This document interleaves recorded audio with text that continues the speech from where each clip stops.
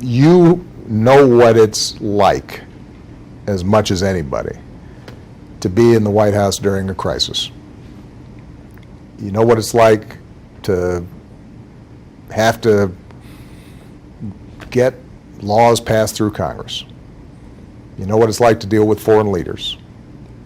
You know what it's like and how lonely it can be to make tough decisions where not every decision is going to be perfect, but you got to make them and to take responsibility for it. I've seen you with families that have gone through tragedies.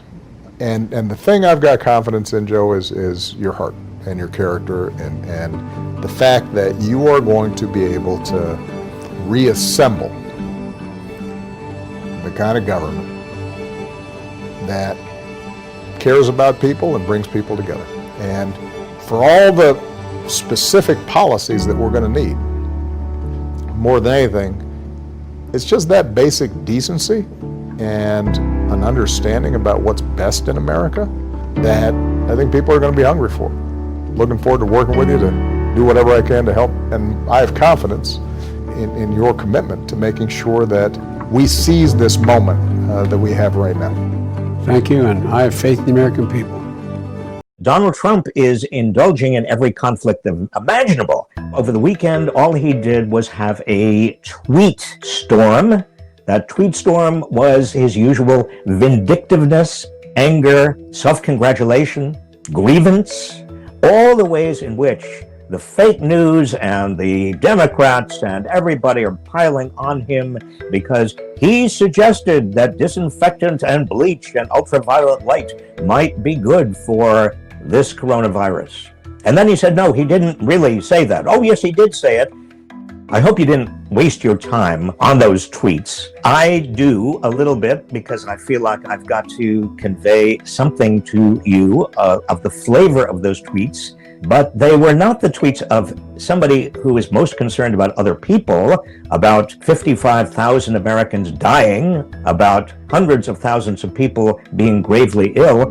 No, the tweets were about him, our narcissist in chief.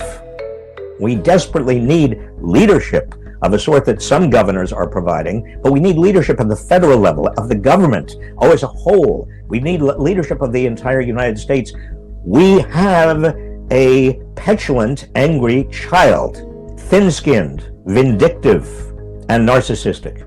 Donald Trump says, I'm not responsible, the states are responsible. All right, if the states are responsible and the states are running out of money, then the states actually do need a helping hand from the federal government. And yet, Mitch McConnell and the Republicans don't want to give the states any kind of a helping hand. He says the states should try bankruptcy. This is all quackery, folks. You know, it would be one thing if we had just a narcissistic teenager in charge of the United States, but we have a narcissistic teenager who is making claims that are dangerous. People are responding to the claims. People pay attention.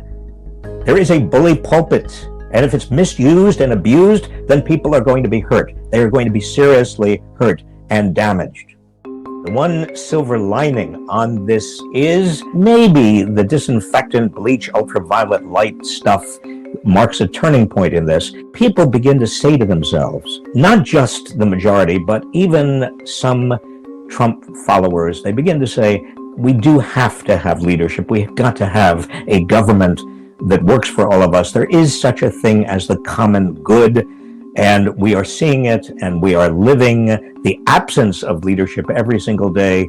If there was ever a time in America when we needed leadership, we needed people at the top, not just the president, but people around him who knew what they were doing, who could say what was really going on, who were believable, who were credible, who were not just filled with their own narcissistic craziness. It is now.